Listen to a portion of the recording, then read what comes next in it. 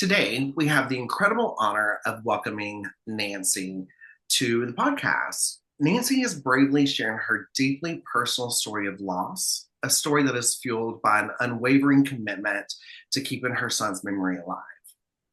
Tragically, Nancy's son took his own life, leaving an immeasurable void in her world. In the face of this unimaginable grief, Nancy has chosen a path of courage and compassion. She's sharing her son's story with anyone and everyone that will listen. And it's not to seek blame or to harbor anger, but to raise awareness about the devastating impact suicide has on many families in the world.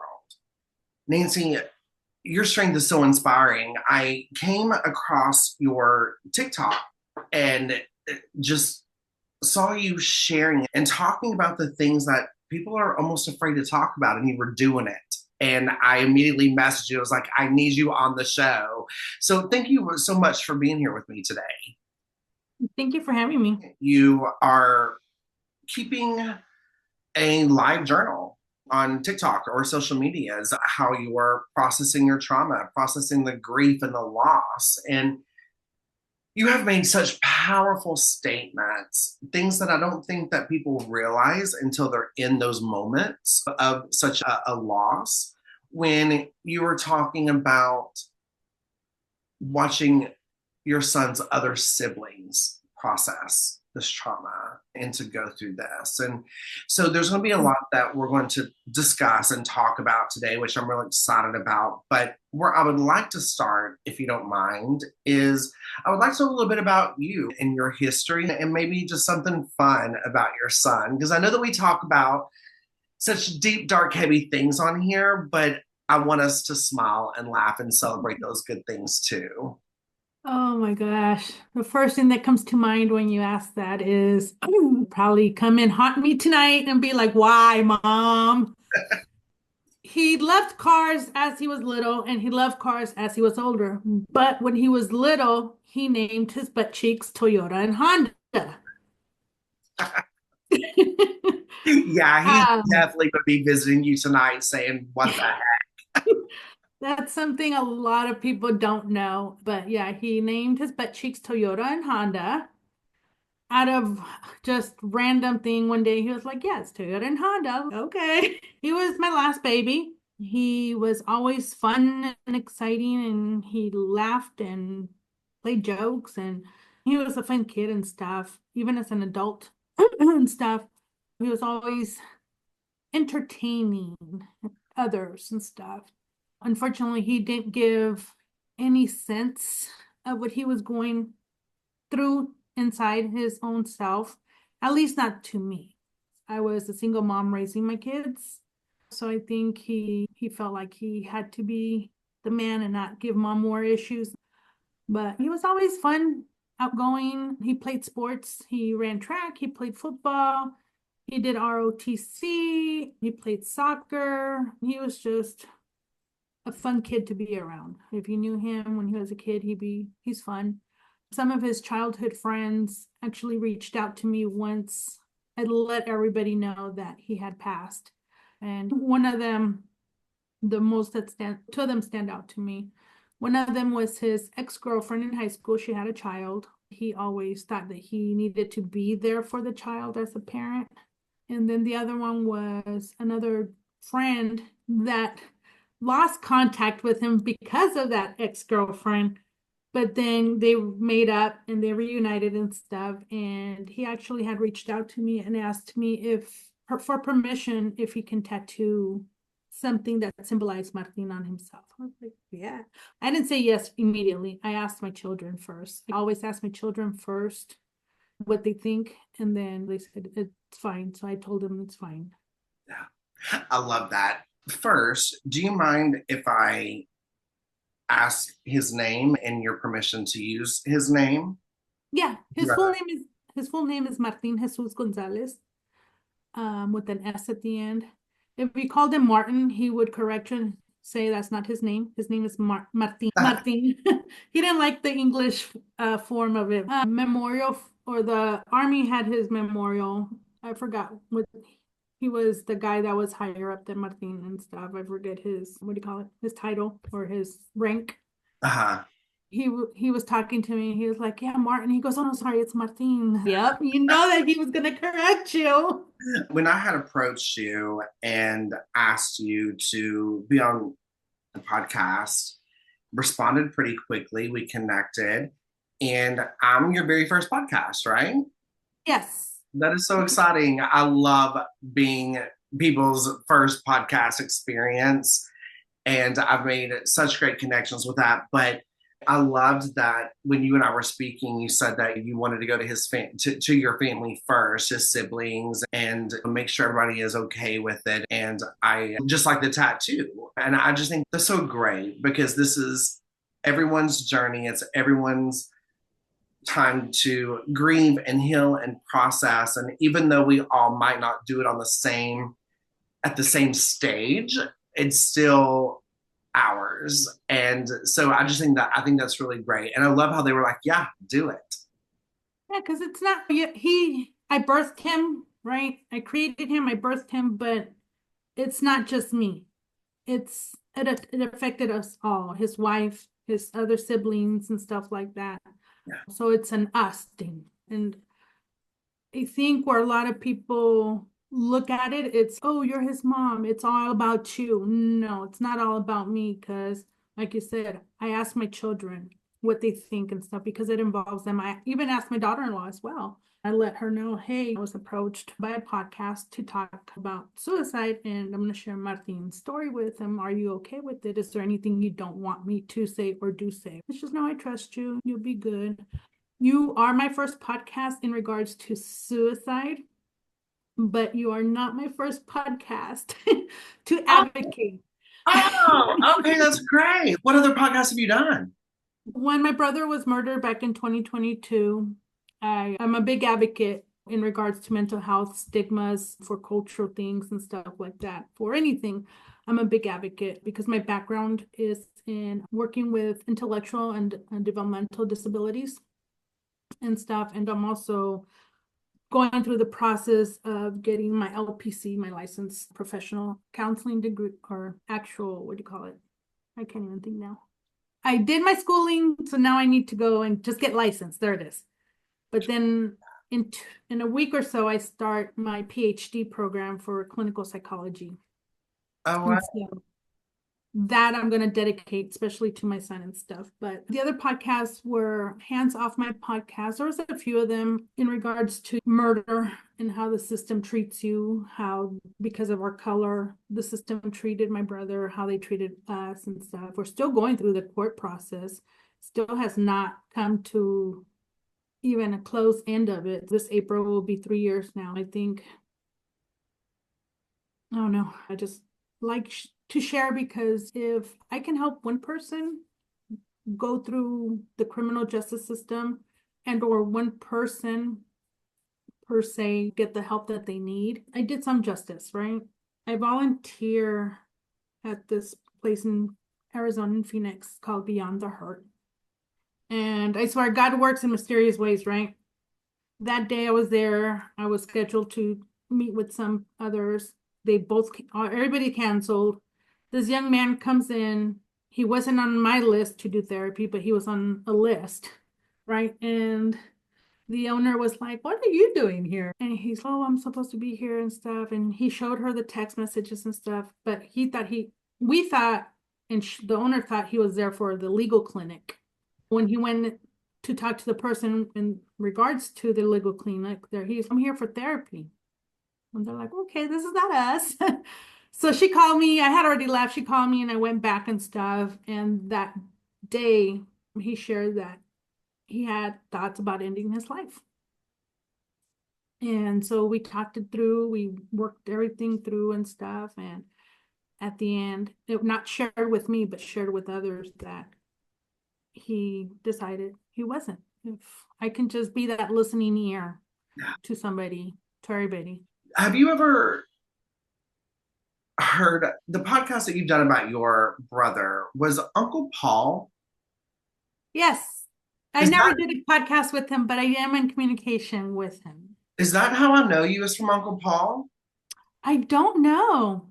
Uncle Paul has been a guest on my podcast, and I was a guest on his, and I was devastated to find out of his passing. What, in December, like right before? What? Oh, you didn't know this? No, Yeah, he was hospitalized. I want to say, I because wanna- he was in Los Angeles the last time. yeah, he passed in December. I know. I think about him every day, and when you always felt familiar to me, and maybe it's just because sometimes your heart just finds that comfort in people. And then when you were talking about doing other podcasts and sharing the story of your brother, it I immediately went to Uncle Paul because he was Yeah, he shared a podcast of his story in regards to what happened to my son and stuff because I shut down. I've been kind of shut down because even with family, I haven't talked to certain family members and stuff, and I just shut down because when my brother was murdered, it just triggered me when people were like, I'm sorry, I'm sorry. And it's like, no, you're just saying it because it's societal manners. It doesn't mean nothing to me. And or I hated it when people were like, I'm sorry, what happened? And again, when my son took his own life, those were the questions, those were the statements I was getting. I'm sorry, my condolences. What happened? Why did he do it? It's none of your business right now. That shouldn't be the first thing that's coming out of your mouth and stuff. And then a lot of people don't realize, like with Uncle Paul, he was battling with his demons, right? yeah, And we battle our demons with different addictions, and people don't think that, right? They think, oh, they're just addicted, they're just homeless, they're just drug users, they're this or that. And it's no, a lot of people go into some type of addiction because of something that happened to them in their past. And people don't sit there and think about it. They just want to judge right there and then. And with my son, it's why did he do it? I found out things afterwards that were really hurtful that I won't share.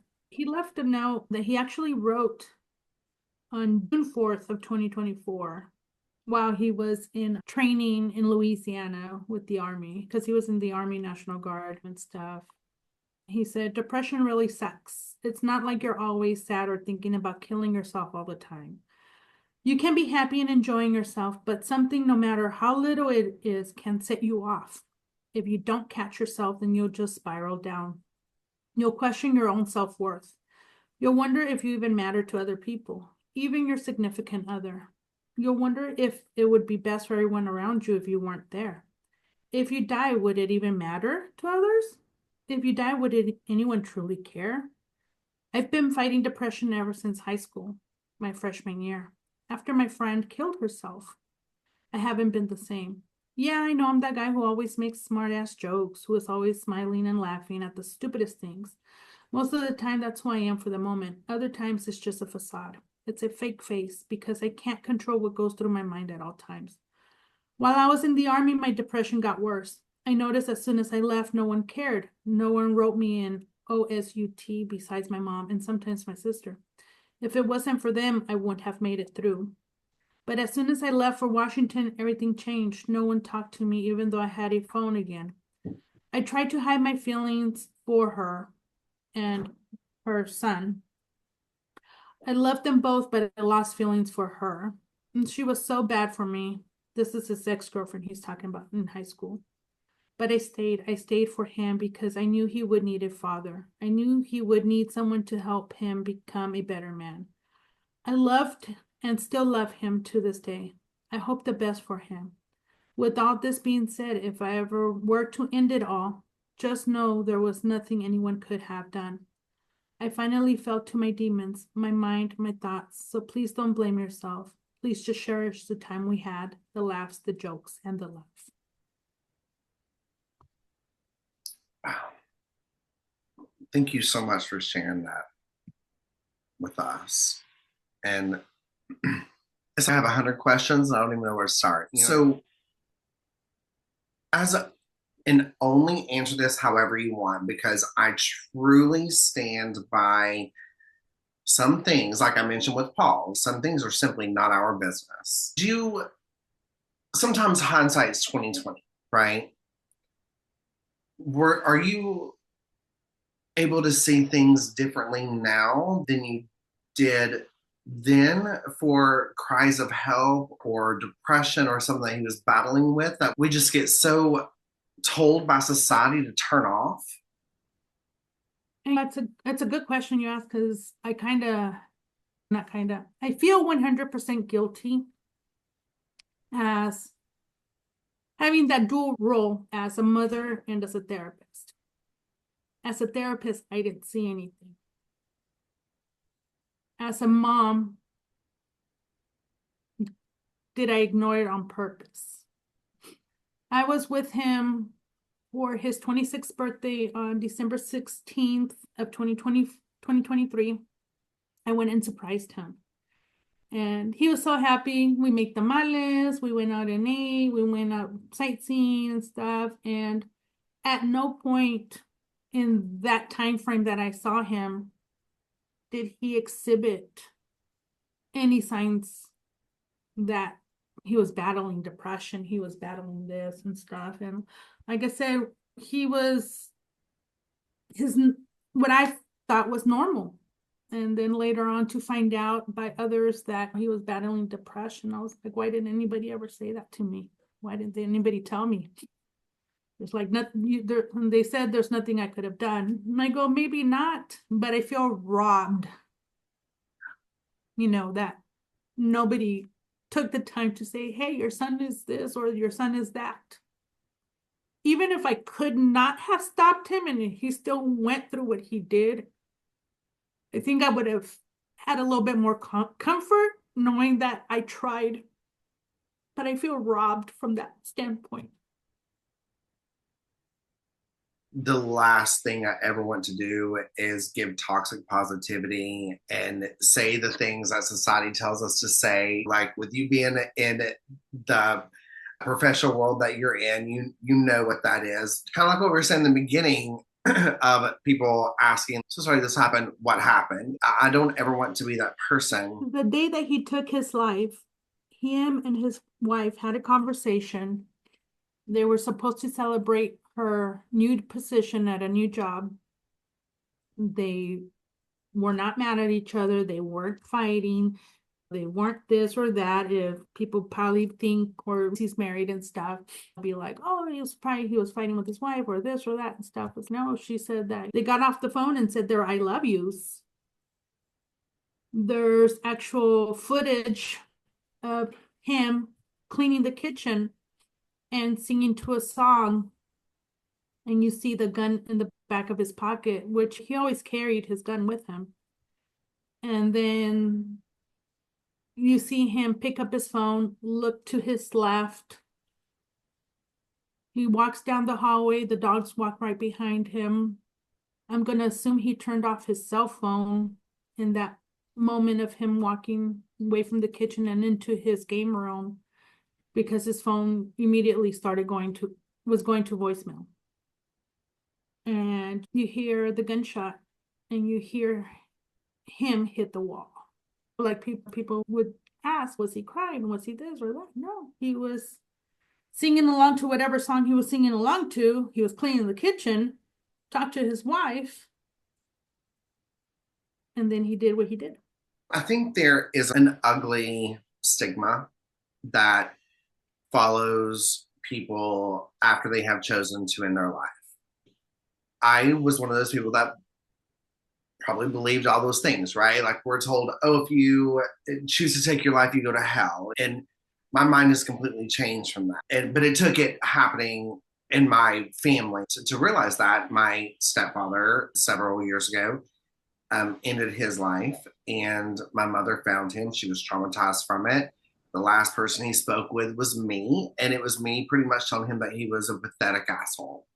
And so I battled with, was I a part of this? It took a lot of work, but I wasn't. It doesn't matter. People want to think that you've laid in bed and you've gotten down to 100 pounds and you haven't eaten and you've blacked out the world and you painted your walls black. And if you talk to anybody, you were ugly to them. And then that's when you chose to end your life. That's usually not the case. What I have personally found is I've been told so many times that suicide is the most selfish act you can do. And for the longest time, I believed that until it hit home. And then I realized I was completely wrong, that they're not doing it for selfish reasons in most cases. And I'm not speaking for your son. I'm not speaking for any, I'm speaking for my family and what we, Yeah, from your but experience. the best gift my stepfather gave my mother was ending his life. And I know that's a hard pill to swallow, but there was drug addiction involved. There was a lot of ugly involved that I'm not going to get into. This isn't about me. But it is about us. People don't realize that suicide affects a lot of people, regardless of whose story is whose. Oh yeah, 100%. I don't want to steal from talking about you and your son, but yeah, you're 100% correct. It affects us all. We all know someone Yeah. that has been down this way. And so, yes, we're told that these are selfish acts of people or people that make them. And as I've gotten older, as I've experienced people that have made that decision, I realize that they've done it because they thought they were gifted. They thought if I truly take myself out of this will be better for this person. This is a release button. And there's a lot of love behind it and a lot of fear behind it. And so maybe someone is cleaning up the kitchen and listening to music and smiling before this happens because maybe they're celebrating the fact that they're about to give what they think is the greatest gift to someone else.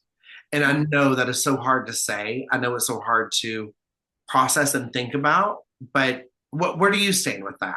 Knowing your son and I think he, based on his note that he wrote, based on what I found out after he passed of what he was battling, I think it was a win-win situation for him that I'm not going to suffer no more.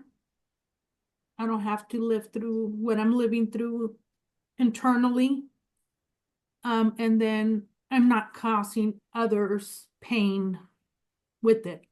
So I think for him, my standpoint is a win-win on him, right? I don't have to battle my depression. I don't have to feel this way, and I get to not have others suffer about me. Nancy, this is exactly why I want to have these conversations. If these conversations were normalized, maybe that could have eliminated his fear of what he was battling with. But as a society, we're taught, especially men, are taught you can't be depressed. You don't cry about nothing. You don't hurt about nothing. You say a couple of cuss words about it. You pop open a beer. You might punch something about it, and then you go to work and you shut up. And then you come Mhm. home and you don't deal with it. And which I think that is why even natural death rates, men die at a younger age than women. I honestly think that is because women are allowed to show their emotion. Even though you have people that are like, oh my God, she's emotional, they're still allowed to express it. Men have Mhm. to bottle it up. I would Yeah, rather be put down for expressing that emotion than what would happen if I was not allowed to or felt yeah, like I was allowed to. definitely. As I've matured and learned and gathered information, yeah, your culture background plays a lot into it. Your sexual orientation plays a lot into it. And it shuts the majority of human beings down.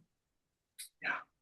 And the majority that can persevere and move along will eventually have some type of breakdown because they don't have that safe space to speak about it with somebody. Then those that do say it they're bullied or they're called names or they're this or that, they're weak. And it's like, how do we merge into a middle point where people can say, I'm not okay right now?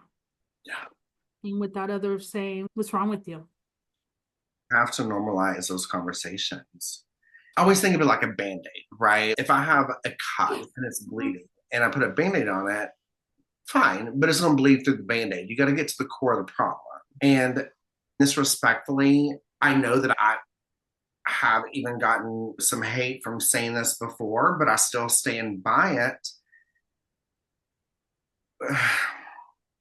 We have to get to the core. We do. And the core, I think, as far as society, with uh, especially mental health, the core is men. It stems from that control when, different people of color were under slavery and other things. They weren't able to show emotion, and everything's learned behavior. They learned to act this way because they were taught to not cry, not to show emotion, not to, you're a man or you're a woman. You're a woman, you bear children, you just lay and shut up and don't say nothing if you're raped or whatever. Men, you don't cry, you don't say nothing, you were beaten, you were raped or whatever. You just keep going and stuff. And I think of it as what you say, the core. I always say it's like peeling an onion. All those layers are going to make you cry. All those layers are going to make you tear up. All those layers are going to make you want to stay away from it. But if we don't get to that core, nobody's ever going to know. Yeah. Or the other analogy I use is like a rubber band. Rubber band's nice and perfectly round.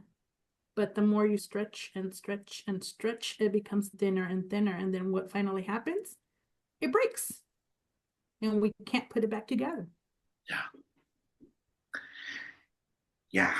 I, my gosh, I'm just so impressed with you. And I want to say too, and this is kind of just going to be a little silly moment to kind of break that, Mm-hmm. you know, is so to the listeners, if you all do not follow us on TikTok, please do. We try to go live. We try to have like fun with things, but we also have deep conversations as much as TikTok will let us. But we try to do this thing at least once a week now called Surviving Blank. And Yes. yeah, and I had messaged Nancy and was like, hey, we're about to go live because we had talked about you being a guest on the podcast. I was like, we're about to go live. Check us out and Mm-hmm. come be a part of it with us to get to know us a little bit. And I loved it because I had mentioned how what I was surviving was small talk.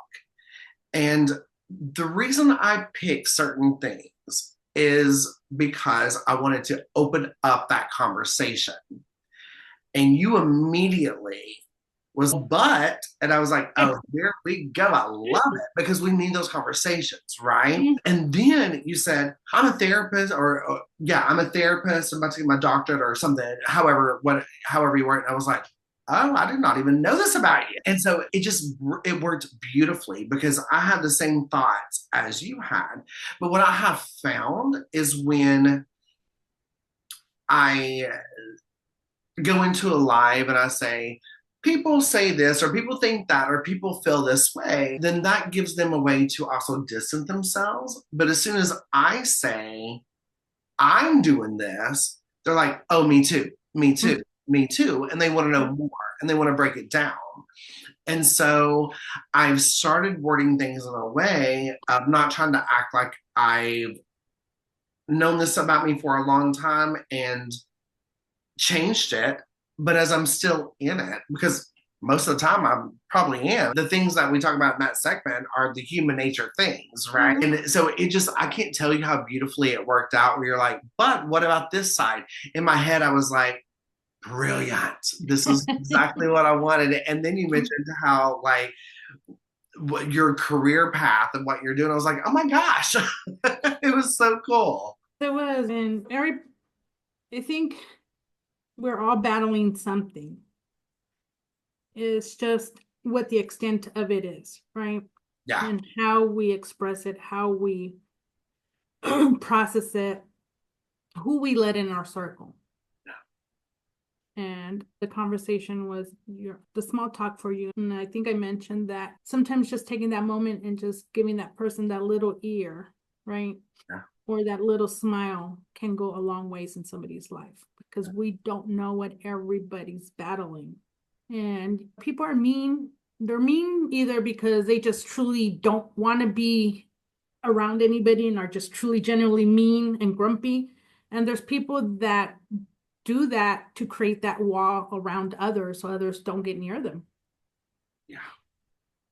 And yes, and that's exactly the point that I wanted to make and get across, which you beautifully helped me with. And so every time I go live, I'll be like, hey, Nancy, pop in, because it just works so beautifully and organically. Like I didn't know. But if I told people, if I said, I struggle with small talk, but when I was talking to this person who I just said, hey, how are you too? And they spilled out all their doings and how they're doings. And if I would have said, but I was there because I needed to be, the universe put me there because he needed an ear, I know that. And all that is true. But it's not going to have the same impact as if someone has to argue against, like the rebut of, but you were this for that person. When people saw you saying that, immediately they were like, yeah, I've been that person. Yeah, I've done. And I'm willing to bet you if I would have said, however, I know that the universe sent me there because this person needed it and I was that open ear, the chat would have been silent because it's true, it's still respected. But when you play that devil's advocacy, you're like, oh, but wait, because you're almost given permission to Yeah. put the shoe on the other foot kind of thing. Or Definitely. else the shoe, however that saying goes.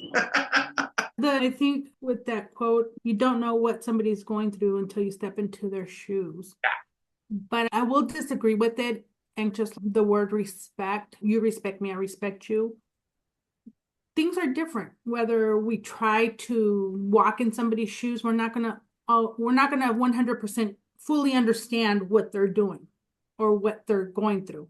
And with respect is because of our different cultures, different ideas, different thoughts, different religions, different everything, we have to find a medium for respect as well. Because respect for me and you could be two different things, and we just have to find that medium to agree. That mutual respect has to be there. And so I think this is where society goes left field with it too and stuff. And as I showed you respect, I said hi to you. You need to say hi to me, stuff. So I think, yeah, by having those conversations, you do open up the doors for others to be like, oh, yes, I can chime in. I can voice my thoughts, my opinions, because we all have a billion and one opinions. Doesn't mean that you or I are wrong or right. It's just we're all different. Yeah. Giving that little outlet for others to be able to join us or join me in conversation is good because I think out of that one, somebody mentioned what they were battling and stuff. And everybody was like, I'm here. Yeah. Talk to me.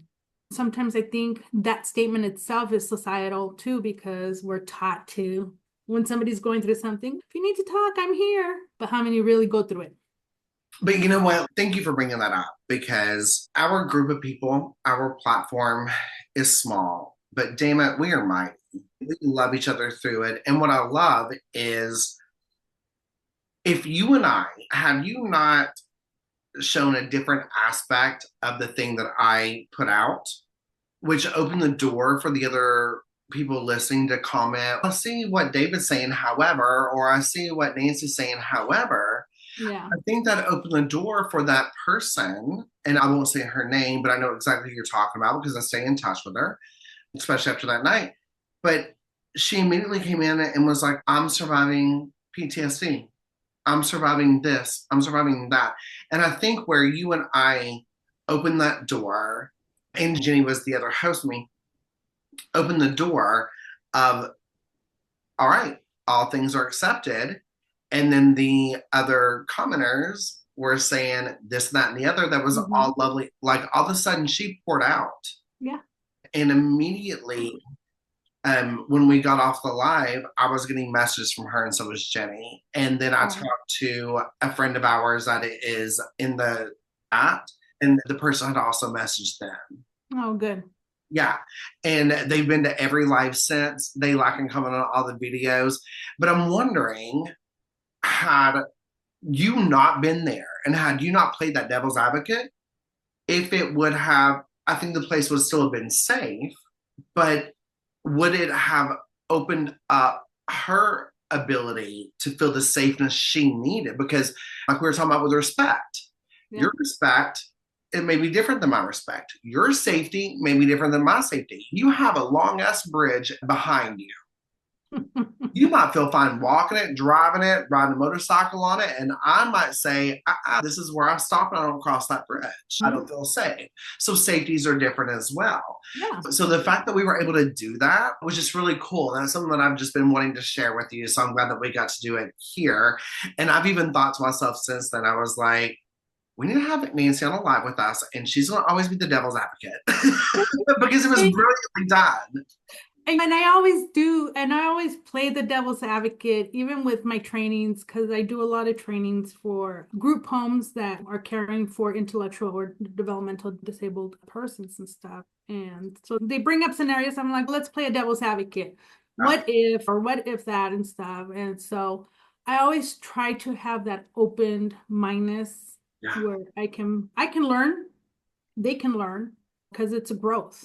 And by playing that devil's advocate, maybe I mentioned something to you and then you look at it differently and then you're like telling me about it. Then I'm like, oh yeah. And so this is where we grow. This is how we grow from it, and we teach others and we learn to help others. This is how I think of devil's advocacy and why I love it so much is I hate that's called devil's advocacy because having another opinion or thought on something doesn't make it devilish. That is almost a narcissistic thing of saying, I'm right. Yeah. And the other side of it is the devil. You know, it's Mm-hmm. the devil's advocacy, but that's a whole other podcast, Yeah. but here's the thing. If I am sitting in a room with 100 people who all think and share my exact thoughts, that means I've hit a wall. I will not learn. I will not grow. I Mm-hmm. need someone to say, but what about this? Yes. And if I hang out with 100 Davids, I have failed. Yeah, we have. And then on top of that is people don't realize that we're human. We're not all going to get along, and that's okay. Yeah. That is okay to not get along with everybody, right? Because everybody wants to be in the in or the out or however you want to put it and stuff. But like you said, if we hang out with the same people that have our same thoughts, we're never going to grow. Never. What I love about these conversations, Nancy, especially with this is the first conversation outside of like texting or a live that we've actually had. And Yes.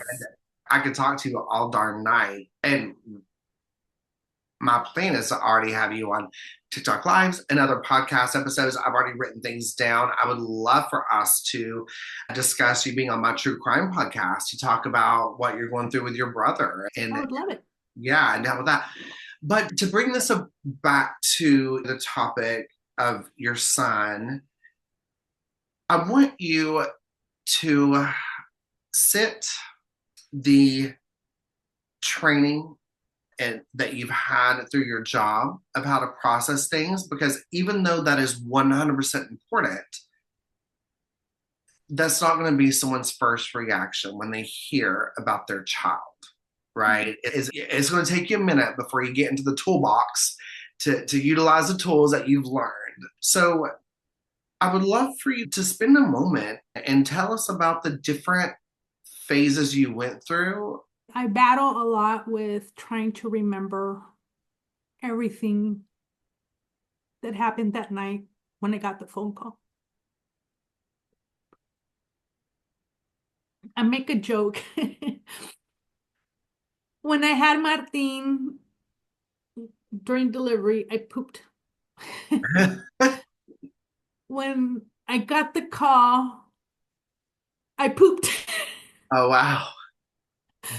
So I've been able now to make the joke of he literally made me shit myself when he was born and shit myself when he died. But What a even what I shitty way know to, from him this far, like that's the kind of humor he would appreciate. yeah, what a shitty way to go. That toolbox took me a while because it's barely going to be 7 months this month on the 23rd that he's passed. It's still fresh. It's still there. I think I tend to lean more to my therapeutic side to not have to feel the way I feel as a mom. And there's days that I won't sleep because of my insomnia will kick in because all I do is think about him. I cry about him. I miss him. I will say I'm in a selfish way, not that he took himself and made it a selfish way, but for me, I think as a mom, I'm selfish that I want him here. And I know that he's in peace now, that he's not fighting those demons, right? And that's the only part of me that's being selfish. The other part of me that's being selfish is that I want him here because that means his wife, his siblings, his sister-in-laws, his nieces and nephews wouldn't have to feel the pain that they feel now. Just because I feel the pain of losing a brother. And it may not, it's pain, regardless of how or where, but they were taken from us. And every day is a different tool that I try to utilize as a mom to get myself there. I'd like to talk about him, not for the purpose of having people feel sympathy for me or feel that they have to walk on eggshells because I'm broken and or any other conception that they may have. I like to share his story because by sharing his story, I've had others say, my son told me that he has been battling that thought, or my son did the same. How are you processing it? Because this is how I'm going through it, right? And it's helping each other out. That's a toolbox that I like to use, is that others give me different things that I can think of. I'm actually in a Facebook group called Sister Moms of Children who've committed suicide. And I've been able to express more in there than out in public per se. And I made a promise to myself, to my son at the end of the year, beginning of the year. And I said, as much as it hurts not having him here, I need to be present here for my other children as well. It's not fair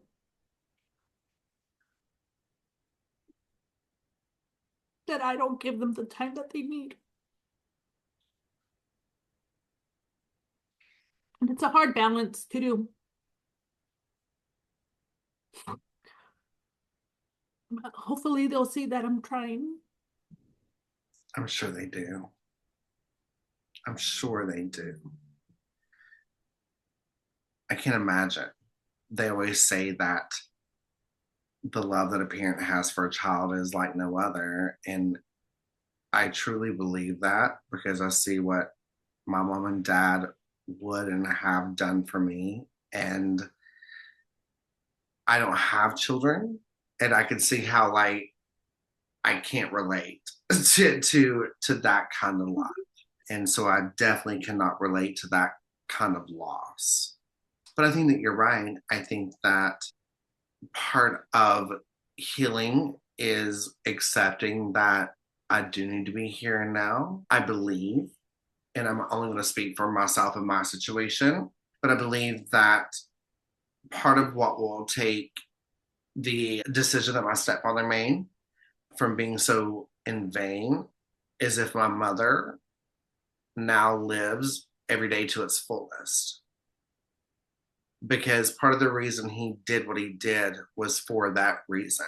And luckily, my mother is, and she's living her best life and doing amazing things. And so that's why I say the decision he made was a gift.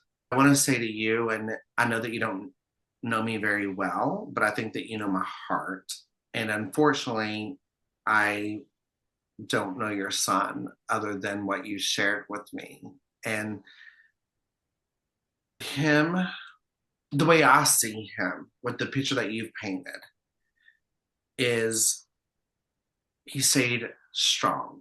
He battled with his demons. He did. He put so many people before him, was a father figure to a child that wasn't his because of he knows what hurt and pain and grievance feels, and he wanted to fill as many voids as possible. Definitely, because he didn't have his father in his life. He was 26, 27, 26. 26. He has lived more of a life in 26 years and been more of a man in 26 years than a lot of people that I know that are still walking the earth today.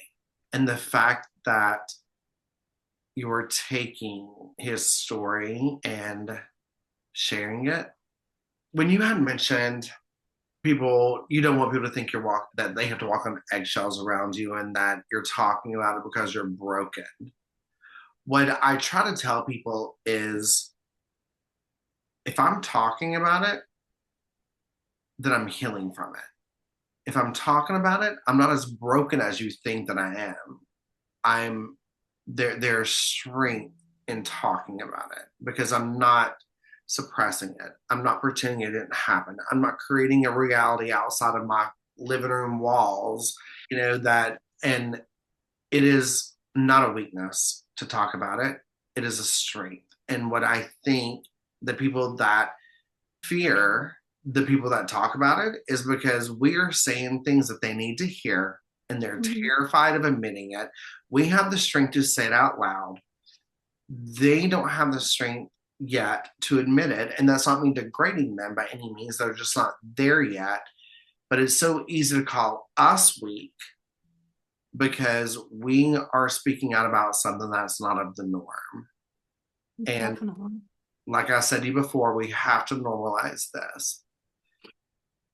What I truly think that has brought me a lot of solace in life as I've lost people, and it doesn't matter how it happened.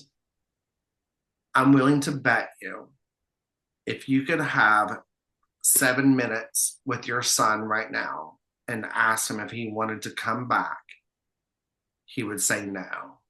I have actually thought of that question, right? Because that 7 minutes, right? Reba McEntire song, right? 7 minutes Oh in my heaven, gosh, Reba is my number one person in the world. That's why I said that. right? I was just listening to it, and I think I posted it on a picture on TikTok with him and stuff. I want, and again, this is the selfish part of being a mother. I want him here. But if I had 7 minutes with him, all I want to know is he okay now? Yeah. It's all I want to know, that if he's okay. Because as a mother or even a father, you want to make sure your kids are okay. That's all I ever want to know, that he's okay. I know that nothing I say is going to make anything better. But with me coming from a community that gets shunned and family hates, I'm very lucky with the family that I have. I didn't know hate existed until 10 years ago. But Yeah. I know so many people that their mothers have chosen to not be their mothers anymore, all because of who they are. I know fathers and siblings. And it's a shame that parents do that, because as a gay male, you're already battling, you already have a huge battle.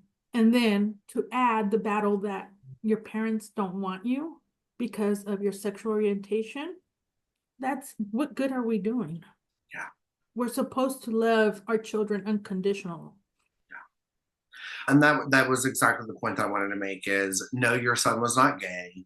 That's not what I was trying to say at all. I was just saying that I've seen parents turn their back on their children, and I can't wrap my mind around it. And so to see a parent unconditionally forever long love their child is beautiful. And I want you to know that I know so many people that would love to have a mother just like you. And that's why I mentioned the gay people that I know. They would fight for a mother like you. And so I'm so glad that your son still has you. You haven't went anywhere. And his memories aren't going anywhere. His memory will never go away anywhere. I I have love a that you shared him and his memory with us. I've watched your TikToks. It breaks my heart that the world and society fails so many people. What if the mental health industry was a little different? What would it have taken to make him, not make him, because I never want to force anyone, but to show him that there's a different option?